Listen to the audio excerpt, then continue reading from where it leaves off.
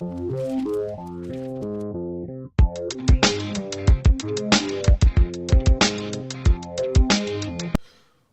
up, y'all? ComicHead 84 back with a ComicHead haul. I've returned, round 2. My first video took the world by storm, clocking in at 19 views and 5 subscriptions. And I'm back to do it again. Better, faster, stronger. I've learned some tricks since the last video. So I'm here to do it again and put you guys on some game and show you what comics I picked up this week. A couple quick changes to format. Spoiler warnings. I feel like I was just kind of firing off spoilers throughout that last video. These are new comics that have dropped this week. Well, not all of them. I'm still gonna, show you the new stuff I picked up this week and cover some of the old, some back issues I grabbed. But for the new stuff particularly, I know that's not everyone's cup of tea. Some people just like to see what you grabbed that week, but not necessarily get into the content and spoil stuff. So when I do get into spoiler territory, you are going to see this. That's right. We're going to get a little visit from none other than Spoiler, from DC, from the Bat universe. I used to like that character. I thought she had a cool design. So Spoiler's going to pop in, give you guys a heads up when I get into spoiler territory. So just keep in mind, if you're, the type that's going to tap the fast forward button through the screen, through a spoiler, just know that if you see Spoiler down in the corner of the screen like that, I'm spitting spoilers. And if you don't see her, then you're safe. Okay, one last thing before we get into these books. Stay tuned for an explosive book at the end of this video. An explosive key. Talk about putting you guys on game. I'm going to show you guys, I think, a little known key book that I'm yet to hear anyone talk about it. And I can't wait to show you guys. So, explosive key reveal at the end of this video. So stay tuned if you want to see that. I promise it's going to be worth the wait. Alright, let's get started here. As you can see, what's been sitting in front of us. Look what I got. BatGirl, number 28. Josh Middleton cover. Damn, this thing's fire. This was a hot book this week. This was one that I pre-ordered through Midtown. I'll usually do that for books that I suspect are going to be tough to get or priced up or marked up at the comic shop. So I pre-ordered this one because I felt like that might be the case. Damn, it's a beauty. I haven't read it yet, but I definitely will because I'm all about the Bat universe. I pretty much read anything Bat related for the most part. So I'm going to check this one out. I did grab 2. I fell victim to the hotness, and I grabbed 2 just in case. So we got BatGirl 28. Next up for DC. DC was slim pickings for me this week, personally. Even though in hindsight there are a couple things I wish I grabbed, like Detective Comics, for example. But here we have Action Comics, issue 1004. I don't think I've ever read a series or even own a comic book that is in the 4 digits like that, over 1,000 issues. So that's an accomplishment. Action Comics 1004, man, beautiful cover, beautiful foil cover. I'm really not, even though I got a couple of them, I'm not like much of a mark for these foil covers, but this one got me. Beautiful cover, good use of the color blue with that. Usually all the foil covers kind of have one monochromatic color that they're using, like one palette color for them. And this one they went with the blue, good choice. Superman hovering up above a bunch of geese. They're flying south. Superman's flying north to go do his thing. So it was a good book, and I read it too. it was a pretty good read, I thought. I don't really follow or read much Superman, but I read this one, written by Brian Michael Bendis. It was pretty cool. It was cool to see that it was at a real, like, street level Superman story. It wasn't this big intergalactic, large scale battle or consequences going on. It was pretty much Superman, Clark Kent in Metropolis, dealing with, his girl problems, stuff of that nature. He still did sneak off and do some beef, but that was cool. Spoiler warning. Thank you, spoiler. It looks like there's going to be a villain first appearance coming up in the next issue. 1005, I believe, is going to introduce Red Storm? I think I messed that up. Red Cloud, I think is the name. A villain that I believe has not been fully revealed yet. I think he's been alluded to thus far, and you're going to get a first appearance by Red Cloud. Red Cloud next issue. So heads up on that if you like to hunt down first appearances like I do. Okay. Beat it, spoiler. Next up. So I recommend this one. Next up, we have Harley Quinn 52. Even though I think that this book came out last week, I picked it up this week. It was pretty cool. I guess I marked out again for the foil cover. But I picked it up actually because I was watching a Comics with Bueller video, and he had, he was describing the read of this book, and he said, heads up guys, at the end of the book there's a turn, a wild turn, and a new character is revealed that might be interesting, so heads up on that. So that piqued my interest, so I grabbed the book. I read it. It was pretty good, actually. I didn't realize they were, like, breaking the fourth wall with Harley Quinn, like a Deadpool thing. Like, she's kind of acknowledging she's in a comic book at times, which is kind of weird. I wasn't expecting them to do that. I don't really, like that. They're pretty much just biting Deadpool with that. So I wasn't really into that aspect of it, but the story was cool. It's got like the revival of a Golden Age hero who mixes it up with Harley Quinn, and there's kind of like a theme of not to, put the past on a pedestal too much, like nostalgia. Everyone always thinks the good old days are better than today. So it's kind of a cool theme to it, surrounded by Harley's kind of zaniness. Some of it was funny. Let me tell you guys what that reveal was, by the way. So, spoiler, get over here. Okay, spoiler time. The character that was revealed at the end of this book is named Minor Disaster. It's a female character, a villain. Apparently her father is Major Disaster. I'm not aware of this character, but he's a villain in the DC universe.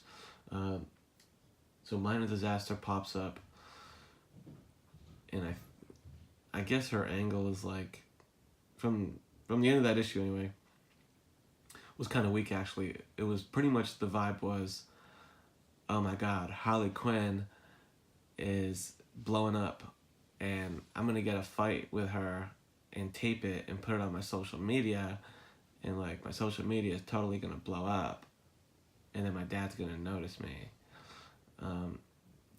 So that was kind of interesting, but that's what's up with Harley Quinn 52. End of spoiler warning. Beat it, spoiler.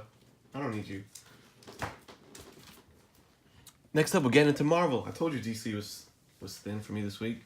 We're getting into Marvel. Wolverine, Return of Wolverine, number 2. I'm not too impressed with this book, with this story. It's okay. I read the first one, and I actually decided that I wasn't going to continue to read it after I grabbed the first one. But then I saw this cover, and I was like, damn. Cool little variant. I'm a sucker for those virgin covers, and that's what they're doing here. So, cool cover, couldn't pass it up. I'm not sure how rare it is, or what like the distribution is. PX Preview exclusive, New York Comic Con 2018, limited to 3,000. So 3,000 of them printed. Cool black and white theme going on with the glowing claws. So Wolverine's got heat claws now. So yeah, that's that one. I also made the decision that I'm not going to make these videos 45 minutes long and go through a bunch of back issues. So I'm just going to kind of, keep it moving, keep it brisk. Here we go. True Believers, number 1. What if Kraven killed Spider-Man? I had to grab this because if you happen to be one of the 19 people that watched my video last week, you would know that I picked up a Kraven's Last Hunt issue last week, and I have the trade paperback, and it's one of my faves stories of Spider-Man, so I had to grab this one. These True Believers are pretty cool. $1 a piece.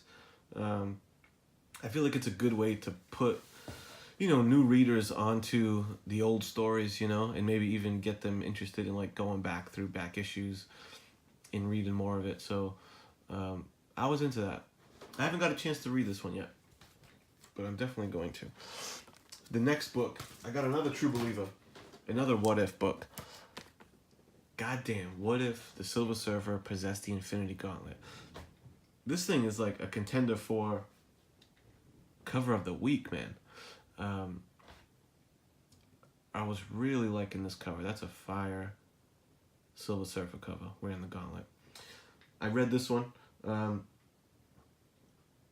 It was a cool story. It was cool. I was into it. I'm like stuttering because I was about to just dive into what it is. I mean, it's from the 70s or something, right? 70s or 80s. So I don't know how long spoiler warnings count for, but just to be safe, spoiler. Okay. It was pretty cool. It's like Silver Surfer gets the Infinity Gauntlet and basically just becomes drunk with power. I thought it was going to go another way. I thought he might be kind of like noble, because Silver Surfer's a pretty noble dude. And he kind of starts out that way for like a page or two, and then he gets drunk with power, and he pretty much like has to be stopped. So I guess the moral of the story is no one really should have the fucking power glove because it corrupts everyone. So that's that. Next up, we're gonna jump into the Spider Universe here with Spider-Man number 8, Amazing Spider-Man number 8. I got the Green Goblin Battle Lines cover. Goddamn, look at that.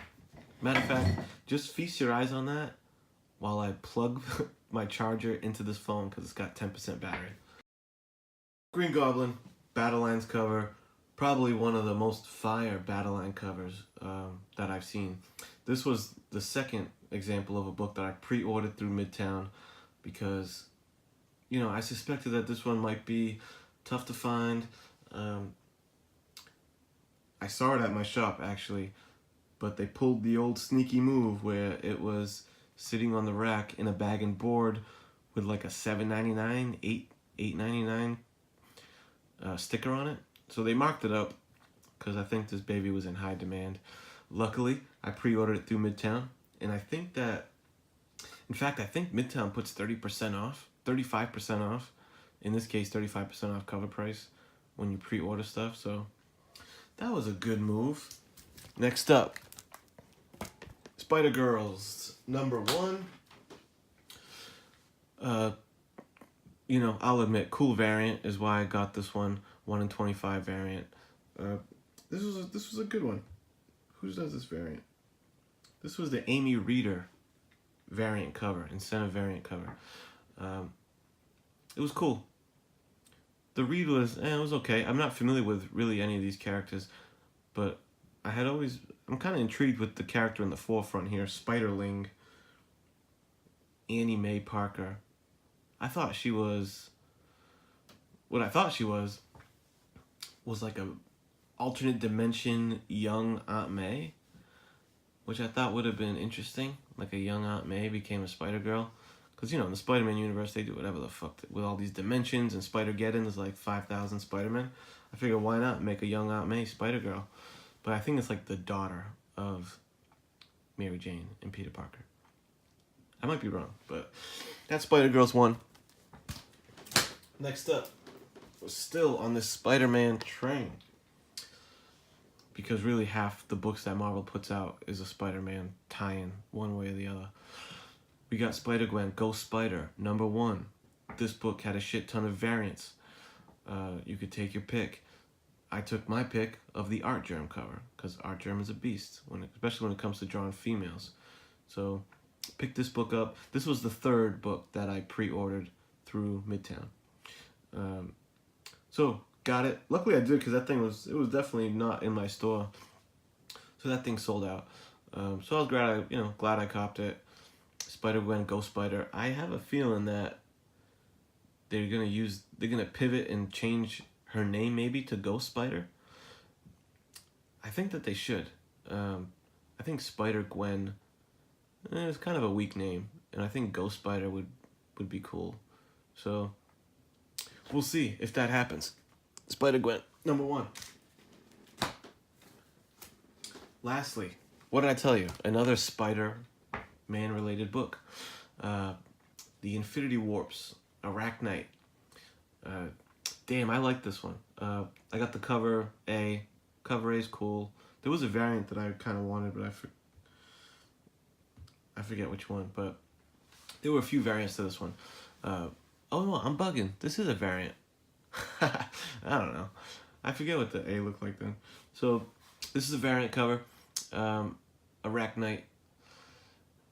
I thought this book was dope because I liked the way that they mashed up MoonKnight and Spider-Man.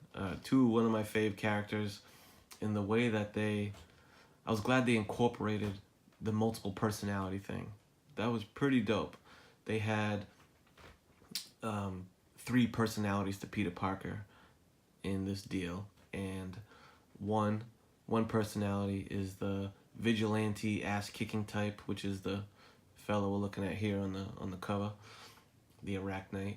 The other was scientist Peter Parker, and the third was like businessman, suave dude Peter Parker, which is kind of cool because the whole Peter Parker Industries, I think, storyline they did.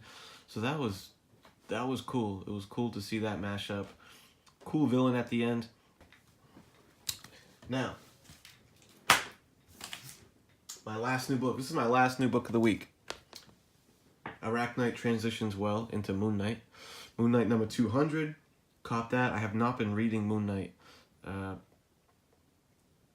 So I decided to grab this one because I thought maybe at issue 200 they may be starting a new run, a new story. But that was not the case. It was like balls deep in this other story. I think it might have been the last issue of that story arc. And like, to be honest, I was lost. I didn't enjoy the read very much because I don't know. I feel like I needed to be up to speed or something. So I didn't really enjoy it. I got the impression from the like letters to the editor page at the end that this issue is the end of this kind of story arc, and we might be getting new writers and stuff 201. So I'll be looking out for that because, you know, it's kind of disappointing because my favorite MoonKnight run, I'm going to go a little tangent. My favorite MoonKnight run was 2014 Warren Ellis. Warren Ellis did a 7-issue run of MoonKnight that was dope. It was that run that got me. I always liked MoonKnight, the way he looked. I read a couple books here and there. But that, I think, 7-issue run of MoonKnight by Warren Ellis in 2014 is what made me love the character. It really started to explore, you know, the multiple personalities and the craziness and stuff, and like, man, they killed it. And then even from there, like, he only did 7 issues, and then writer Brian Wood took over from there. And I followed through for like another 7 or so issues with him, and that was pretty good too. It was pretty decent. That Warren Ellis one was the fire for me, but the other one was cool. And like, fun fact about that was like 2014 is when that Warren Ellis run started. He did 7 issues. That was number 1 through 7 for Warren Ellis. And then when the other guy took over, they started at number 1 again. So in the year 2014, they dropped 2 number 1s of MoonKnight. How fucked up is that? Talk about like cash grab, like. But yeah, I would recommend, look that up, man. It's only 7 issues. Find it. Definitely a read recommendation from your boy. 2014, number 1 through 7, Warren Ellis. That wraps up new issues this week.